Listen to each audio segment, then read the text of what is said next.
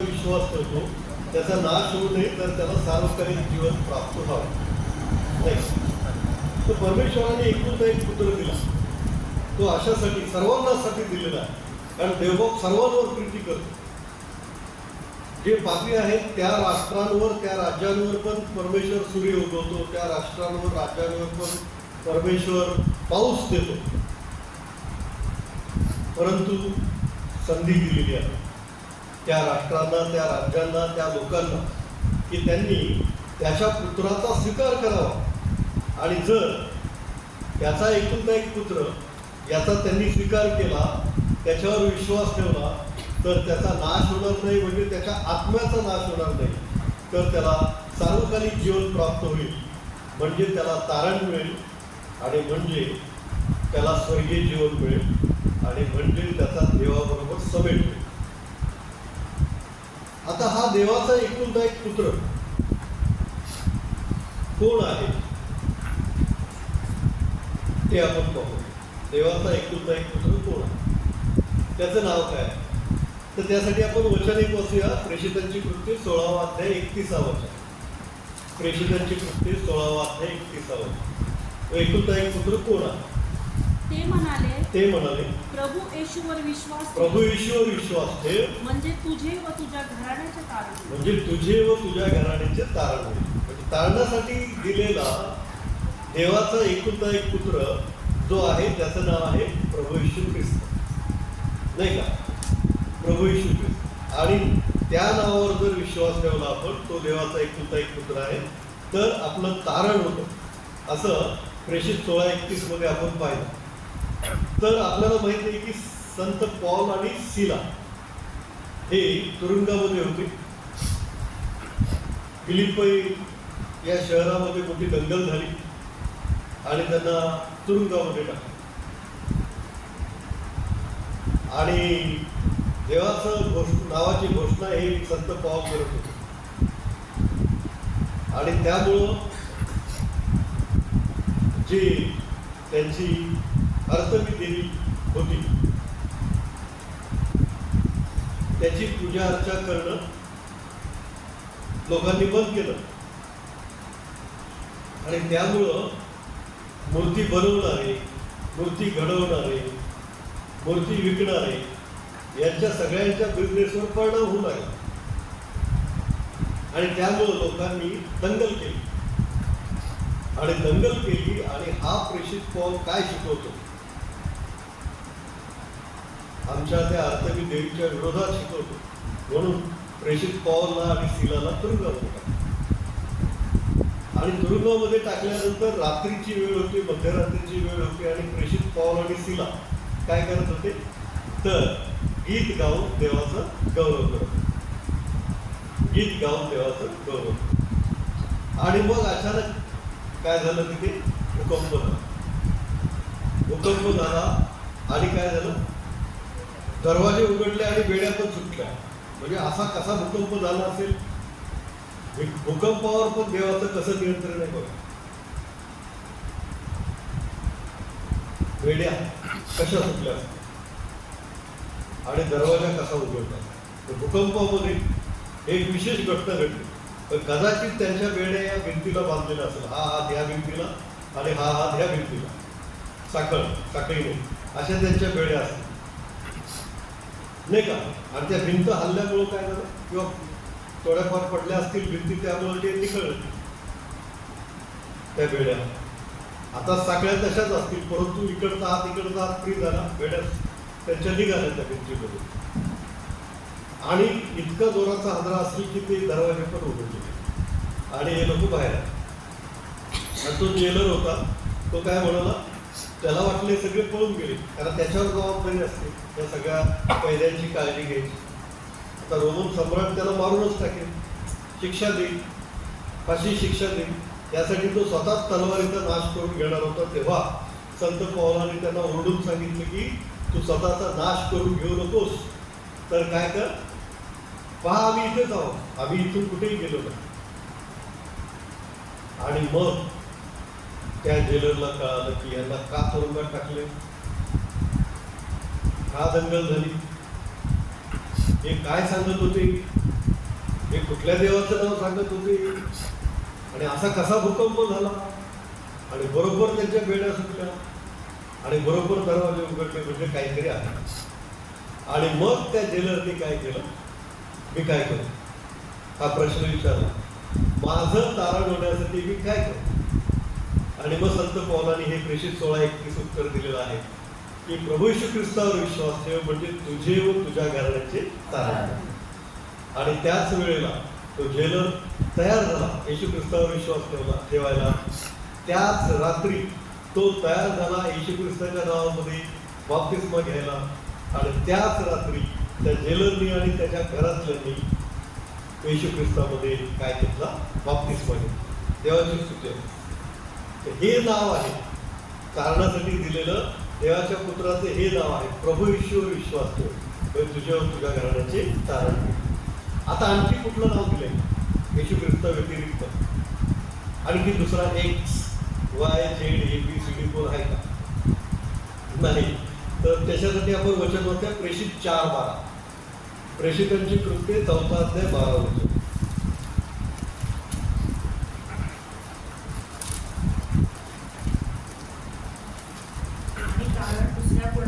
आणि तारण दुसऱ्या कोणाकडून नाही, जेणेकरून आपले तारण व्हावयाचे, जेणेकरून आपले तारण व्हावयाचे असे दुसरे नाव आकाशाखाली मनुष्यांमध्ये दिलेले, आकाशाखाली मनुष्यांमध्ये दिलेले नाही. फार सुंदर वचन.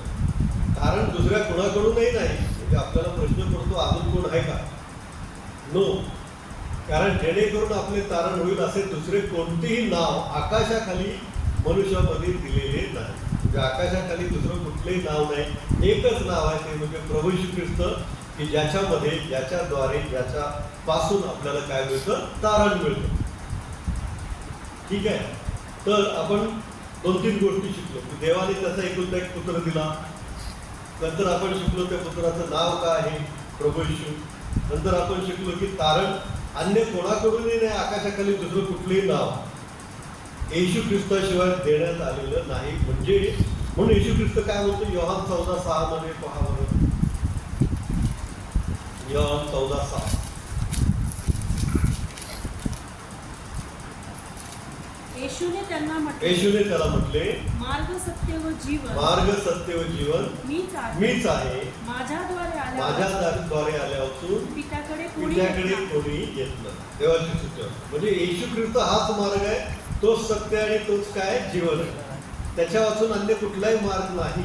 त्याच्याद्वारे गेलो तरच आपण पित्याकडे म्हणजे स्वर्गीय जीवनामध्ये जाऊ शकतो. देवाची सूचना. आता हे तारण जे येशू ख्रिस्ताद्वारे दिलेलं आहे ते आपल्याला कसं मिळतं? एक वचन वाचूया. इफिसकरास पत्र 2 अध्याय 8 वचन. इफिसकरास पत्र 2 अध्याय 8 वचन. हा टी व्ही चालू केल्यामुळं thank you very much committee members. मला सगळं वचन पाहायला. इफिस 2:8. तुमचे तारण कृपेने विश्वासाच्या द्वारे झाले आहे आणि तुमच्या हातून झाले नाही तर हे देवाचे दान आहे. कारण कृपेनेच विश्वासाच्या द्वारे तुमचे तारण झालेले आहे आणि हे तुमच्या हातून झालेले असे नाही तर हे देवाचे दान आहे. देवाने आपल्यावर कृपा केली आणि आपल्याला तारण दिलेलं आहे. जो कोणी येशू ख्रिस्ताला स्वीकारतो त्याला हे देवाचं दान म्हणून मिळतं आपल्याला. त्यासाठी आपल्याला काही कष्ट घ्यावं लागत नाही. इकडे जा किंवा तिकडे जा किंवा हा पर्वत चढ किंवा तो डोंगर चढ किंवा त्या समुद्रातून पोहून जा किंवा आणखी असं काय कर किंवा तसं काय कर, असं काही करावं लागत नाही. ही देवाची कृपा आहे जे त्याने आपल्याला तारण दिलेलं आहे. ते देवाचं दान आहे जे त्याने आपल्याला तारण दिलेलं आहे. आणि ती देवाची जी कृपा आपल्यावर झालेली आहे ते आपण कसं घ्यायचंय, ते विश्वासाने घ्यायचं. कसं घ्यायचंय?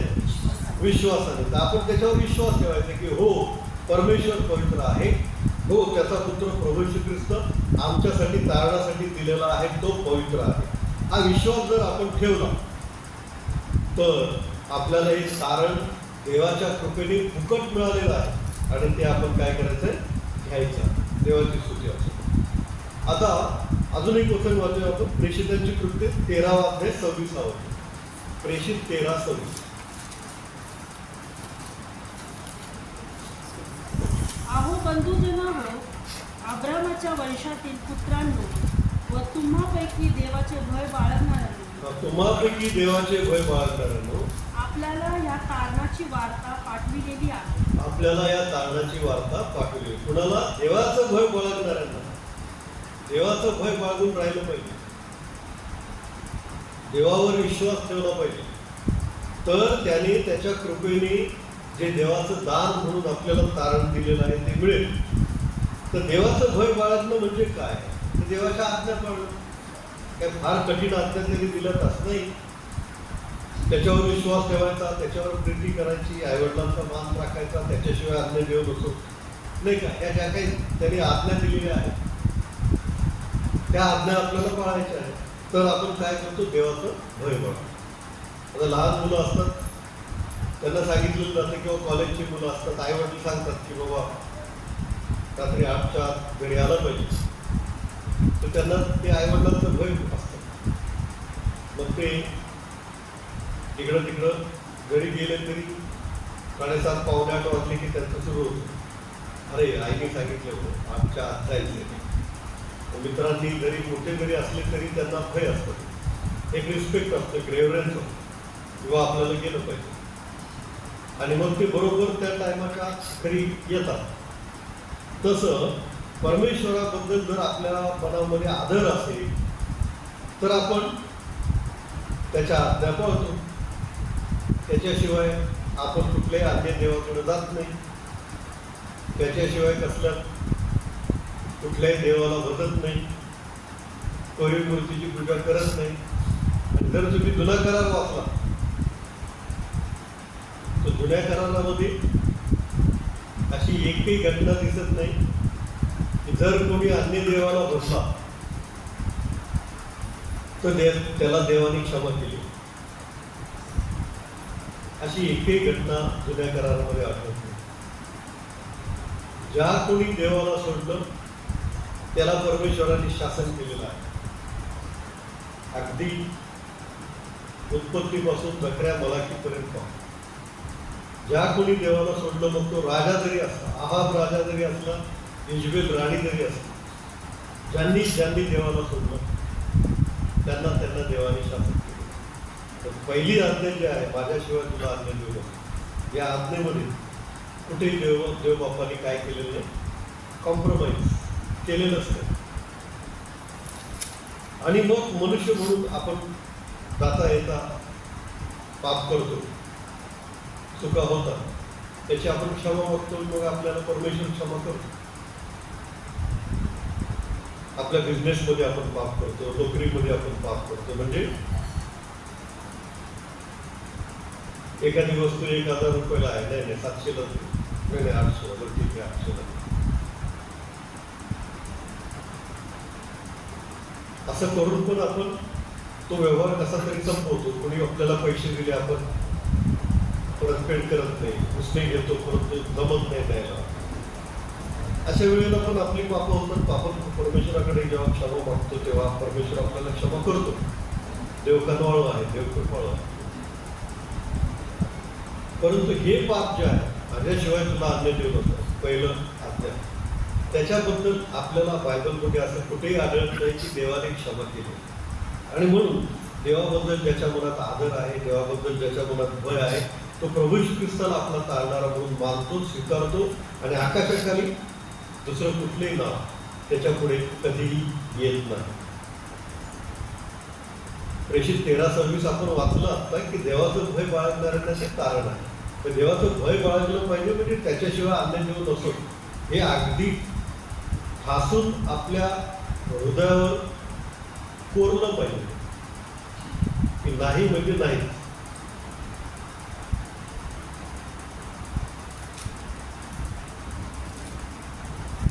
लहान मुलांना जरी तुम्ही वळण लावलं, त्यांना जरी प्रार्थनेत ठेवलं तरी ते कधीही, लहान मुलांच्या ट्रिपमध्ये जरी गेले, आम्हाला अनुभव आहे आमच्या मुलींचा, लहान मुलांच्या ट्रिपमधून जरी गेले तरी ते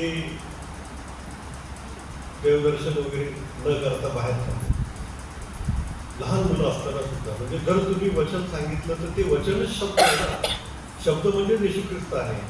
योहान 1 अध्याय 1 वचन. प्रारंभी शब्द होता, शब्द देवाचा होता, शब्द देव होता. आणि पहिला अध्याय 14 वचन शब्द देही झाला. जो देव होता तो शब्द म्हणजे वचन, तो देही झाला. ते जर वचन तुम्ही शिकवलं तर ते त्यांच्या मनामध्ये येशू ख्रिस्तच राहणार आणि मग येशू ख्रिस्त त्यांना शिकवणार काय करायचंय काय नाही करायचं. आता स्तोत्र 119 वाचला आपण आळीपाळीने. त्यातलं 105 वचन असं आहे की तुझं वचन माझ्या पावलाकरता देव आणि माझ्या मार्गाकरता प्रकाश आहे. म्हणजे आपल्या मार्गाकरता देवबाप प्रकाश दाखवतो आणि कुठल्या मार्गाने गेलं पाहिजे देवबाप आपल्याला सुचवतो. खड्डा असेल तर त्या खड्ड्यात पडू नये म्हणून देवबाप आपल्याला सांभाळतो, कारण त्याचं वचन आपल्याला प्रकाश दाखवत आहे. म्हणून चुकीच्या मार्गाने परमेश्वर आपल्याला नेत नाही जर आपण त्याचं भय बाळगतो तर. प्रेषित 13:26 तारण आपल्याला मिळतं. आता येशू ख्रिस्ताने आज्ञापालन केलं. तो देवाचा पुत्र असून सुद्धा इतकं आज्ञापालन केलं, इतके त्याने हात टोचले, तापकाचे फटके खाल्ले, रक्तपापावर झाला, वधस्तंभावर अगदी त्याचा प्राण त्याने अर्पण केला.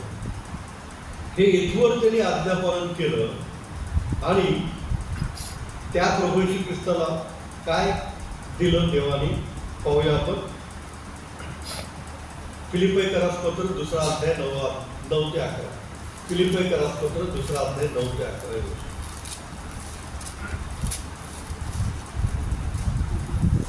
यामुळे देवाने त्याला फारच उंच केले यामुळे म्हणजे त्याने आज्ञापालन केल्यामुळे देवाने त्याला फार उंच केले आणि सर्व नावापेक्षा जे श्रेष्ठ नाव ते त्याला दिले. सर्व नावापेक्षा श्रेष्ठ नाव येशू ख्रिस्ताला दिलं यासाठी की स्वर्गात, पृथ्वीवर व पृथ्वीखाली जे काही आहे, पृथ्वीवर व पृथ्वीखाली प्रत्येक गुडघा जे काही आहे येशूच्या ते येशूच्या नावाने गुडघा टेकेल. आहे ना. स्वर्गात, पृथ्वीवर आणि पृथ्वीखाली पुढचं वचन प्रत्येक गुडघा येशूच्या नावाने टेकला जावा आणि देवपित्याच्या गौरवासाठी प्रत्येक जिभेने येशू ख्रिस्त हा प्रभू आहे असे कबूल करा. किती मोठा मान सन्मान दिलेला आहे. सर्वात श्रेष्ठ नाव येशू का तर त्याने आज्ञापालन केलं. प्रत्येक गुडघा त्याच्या पुढे टेकेल, प्रत्येक जीभ हा येशू हा प्रभू आहे हे कबूल करा. इतका सर्वोच्च मान परमेश्वर देव बापाने कुणाला दिलेला आहे प्रभू येशू ख्रिस्ताला. का तर आज्ञापालन. त्याने पित्याला कधीही सोडलं नाही. ऑलवेज नेहमी तो परमेश्वर पित्याबरोबर असायचा, प्रार्थना करत असायचा. रात्र भर डोंगरावर जाऊन त्याने प्रार्थना केलेली आहे आणि नेहमी त्याने पित्याला मान दिलेला आहे.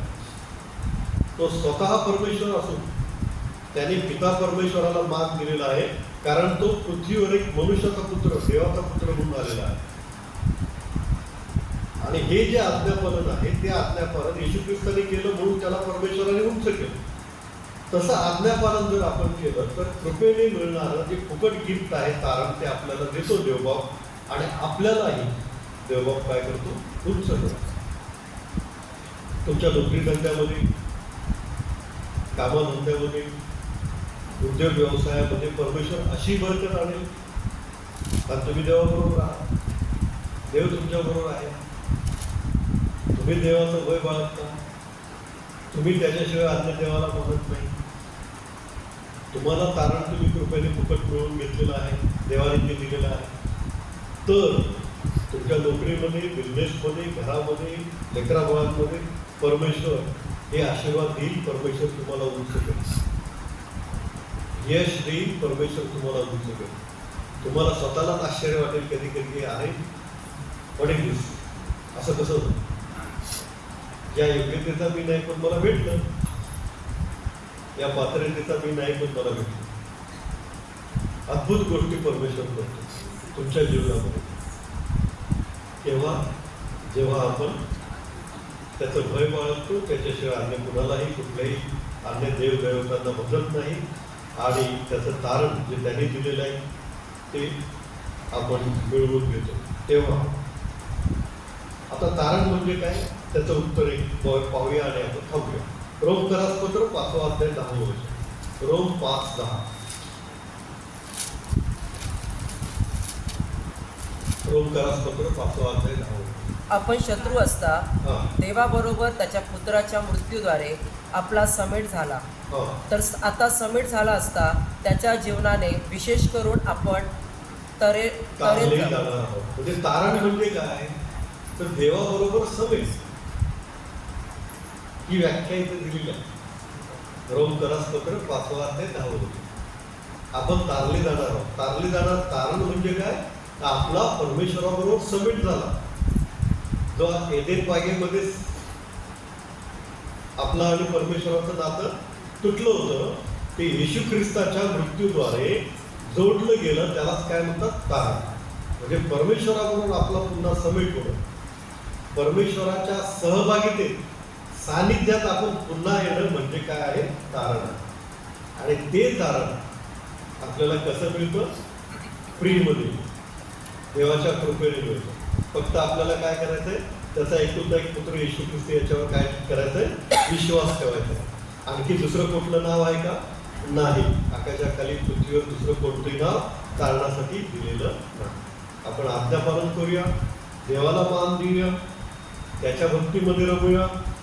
जसं परमेश्वराने येशू ख्रिस्ताला उंच केलं, तसं परमेश्वर तुम्हाला या पृथ्वीवर असतानाही तुमच्या सर्व कामाधंद्यामध्ये, आशीर्वादामध्ये उंच करील. आणि तारण जे आहे ते म्हणजे देवाबरोबर समेट, ते परमेश्वर तुम्हाला आणि मला त्याने जे फ्रीमध्ये दिलेलं आहे ते प्राप्त करून घेण्यासाठी परमेश्वर तुम्हाला आणि मला सहाय्य करू. त्याच्या विश्वासामध्ये शेवटपर्यंत टिकवून ठेवू. आमेन.